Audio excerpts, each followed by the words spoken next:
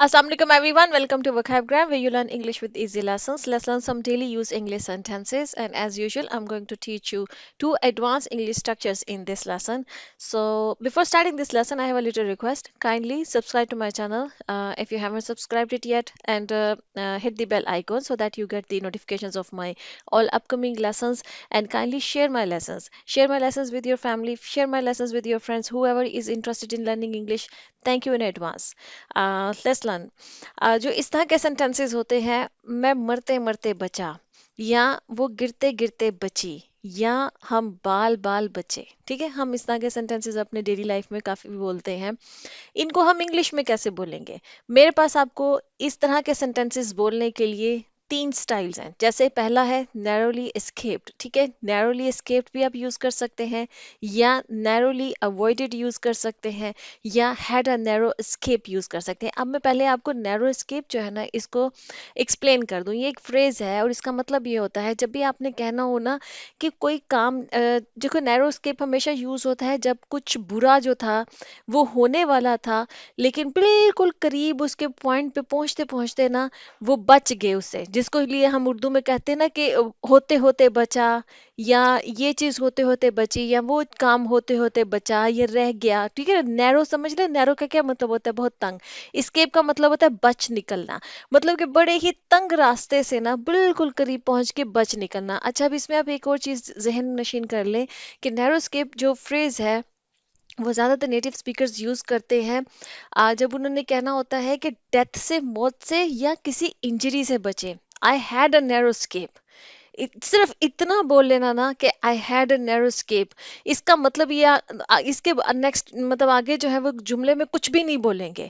तो इसमें इम्प्लाइड होता है, जब अगर किसी इंसान ने वहां पे बोलते ना हैड अ नैरो स्केप, इसका मतलब ये है कि मैं किसी इंजरी से बचा, या मैं मतलब मौत से बचा। ठीक है, इसके अंदर इम्प्लाइड है ये। लेकिन इसको बाकी भी किसी जैसे बुरी चीजें होती हैं, नैरो स्केप हमेशा बुरी के लिए यूज होता है, किसी बुरी चीज से बचने के लिए यूज होता है। ठीक है, तो मतलब बाकी भी जैसे गिरते गिरते बचना, डूबते डूबते बचना, इस तरह की जो चीजें होती हैं, इस तरह की जो भी किसी भी बुरी चीज से अगर आपने कहना है कि ये चीज बस होते होते रह गई। अच्छा, इसको अब ये भी जहन में रख लीजिए कि जब आपने जस्ट नैरो स्केप बोलना है तो आप हैड यूज करेंगे, लेकिन अगर had a narrow escape use करेंगे, इसको इसी तरह से कंस्ट्रक्ट किया जाता है। ठीक है, लेकिन जब आपने अगर हैड नहीं लगा रहे हैं तो फिर जस्ट आप नैरोली स्केप बोलेंगे। मैं नेक्स्ट आपको जुमले हम बनाएंगे ना, तो आपको दोनों तरीकों से बना के बताऊंगी, आपको समझ में आ जाएगा। इसके साथ आप एक और चीज भी जहन नशीर, आपके क्वेश्चन आ सकते हैं कि ma'am just had he use किया, हैज या हैव नहीं हम यूज नहीं करेंगे, हम हैज या हैव। इसके साथ मैंने हमेशा हैड ही पढ़ा है, कहीं पर मेरी नज़र से हैज या हैव नहीं गुजरा है, क्योंकि इसकी जो रीज़न है वो ये है कि जब भी हमने इस तरह के जुमले बोलने होते हैं तो ये हम कोई पास्ट की बात कर रहे होते हैं, मतलब पास्ट में एक काम कंप्लीट हो चुका है। ठीक है, मतलब गिरते गिरते बचा, मरते मरते बचा, ये एक पास्ट की बात है जिसमें कि ये काम कंप्लीट हो चुका है, उसका प्रेजेंट के साथ कोई ताल्लुक नहीं है। ठीक है, इसलिए इसमें हम हैड ही यूज करेंगे। मैं आपको टेंसेस जब पढ़ाऊंगी उसमें इन चीज़ों को मतलब डिटेल में एक्सप्लेन कर दूंगी। तो चले अभी हम जो है ना सेंटेंसेस देखते हैं। जैसे हमारे पास पहला सेंटेंस है, मैं मरते मरते बचा। अब इसको हम तीनों स्टाइल से इस सेंटेंस को बनाएंगे। जैसे कि आई नैरोली एस्केप्ड डेथ। ठीक है, मैंने मतलब मैं मरते मरते, नैरोली मैंने स्केप कर दी। अब देखो ना, अक्सर लोग, अब मैंने डेथ यहाँ पर बोला है, नेटिव स्पीकर्स जो है ना वो डेथ नहीं बोलेंगे। मैंने डेथ इसलिए यहाँ पर लिखा है आप लोगों को समझाने, क्योंकि हमारी तो फर्स्ट लैंग्वेज नहीं है ना ये, हम तो पूरी बात को मतलब जब बोली जाए तो हमें तभी समझ में आती है। ठीक है, तो लेकिन अगर जो नेटिव स्पीकर्स हैं वो इतना ही कह देगा, आई नैरोली एस्केप्ड। इसका मतलब ये होता है कि वो कहना चाह रहा है कि ये मतलब मैं या तो मरते मरते बचा, या मुझे चोट लगते लगते, मतलब इंजरी से या डेथ से, इसमें इम्प्लाइड होता है ये जब नेटिव स्पीकर्स इसको बोलते हैं। अब वो समझ कैसे आएगी कि वो कहना क्या? अगर किसी नेटिव स्पीकर ने आपके सामने बोल दिया आई नैरोली एस्केप्ड, तो आपको समझ कैसे आएगी कि डेथ की बात करे कि इंजरी की? तो वो समझ आएगी कम्युनिकेशन से, क्योंकि जाहिर बात है अगर वो जुमला किसी किसी कम्युनिकेशन के साथ के दरमियान, किसी गुफ्तगू के दरमियान ही बोल रहा होगा ना, तो गुफ्तगू किस टॉपिक पे हो रही है, क्या बात पहले हो रही है, वहीं से आपको जो है ना इसका सेंटेंस समझ में आ जाएगा। ठीक है, कि अच्छा वो डेथ कहना चाह रहा है, ये वो इंजरी कहना चाह रहा है। ठीक है, जैसे कि अभी हम इसको दूसरे स्टाइल पे, आई नैरोली अवॉइडेड। ठीक है, आई नैरोली अवॉइडेड डेथ, कि बस मरते मरते बचा मैं। इसी तरह से जैसे कि I had a narrow escape to death, ठीक है। अब इसको टू डेथ भी कह सकते हैं और फ्रॉम डेथ भी कह सकते हैं। अब मैं आपको इसलिए कह रही हूँ कि क्योंकि नेटिव स्पीकर पूरी ये पूरा जुमला भी बोल सकते हैं, और I had a narrow escape इतना कहकर भी वो स्टॉप कर सकता है, ठीक है।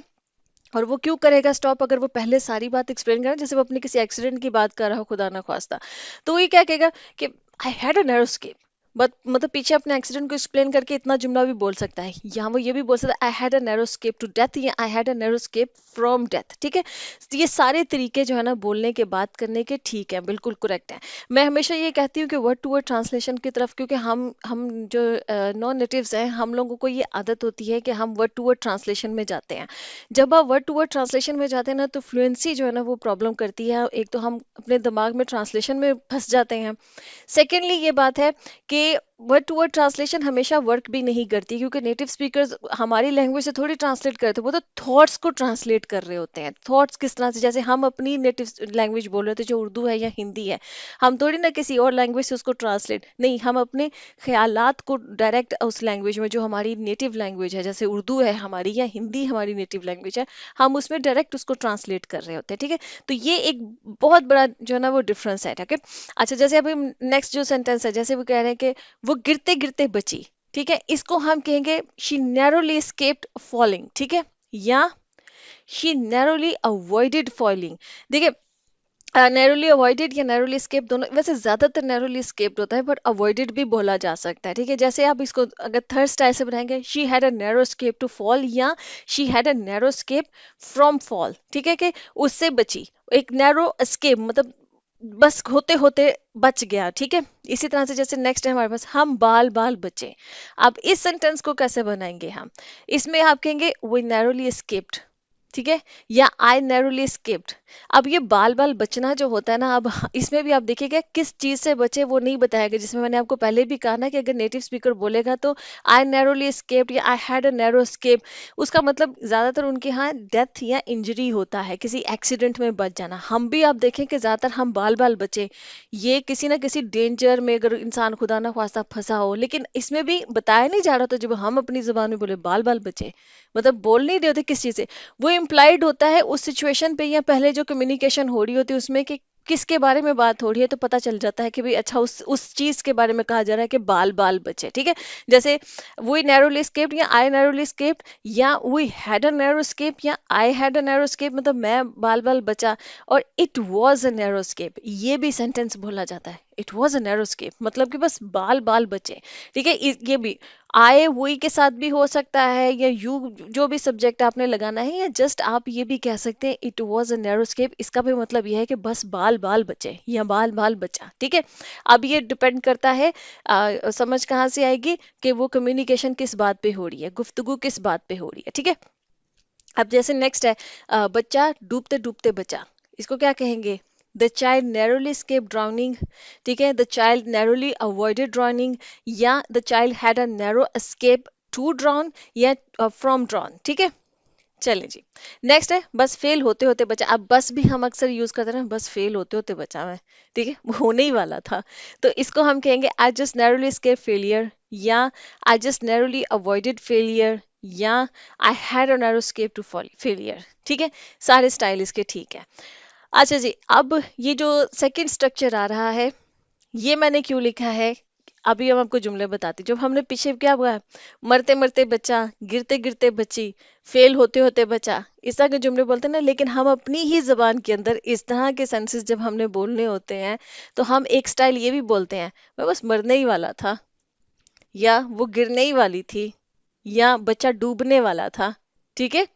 हम देखिए, वही मैं इसलिए कहती हूँ ना कि वर्ड टू वर्ड ट्रांसलेशन जो है ना उसमें मत फंसे, क्योंकि हम अपनी जबान में भी एक ही बात को जो हमने कम्युनिकेशन करनी होती है, तो एक ही बात को हम डिफरेंट स्टाइल से बोलते हैं ना। जैसे मैं मरते मरते बचा, ये भी कह देते हैं, या हम ये भी बोल देते हैं मैं मरने ही वाला था, ठीक है ना। अब दोनों का मतलब सेम ही है, कहने का स्टाइल हमारी अपनी जुबान में ही एक ही बात को कहने के दो तीन डिफरेंट स्टाइल्स होंगे, लेकिन उसका जो कम्युनिकेट जो हम करना चाह रहे थे, जो हमारे पीछे थॉट होती है वो सेम होती है, इंटेंट हमारी सेम होती है, ठीक है, जो हम आगे कम्युनिकेट करना चाह रहे होते हैं।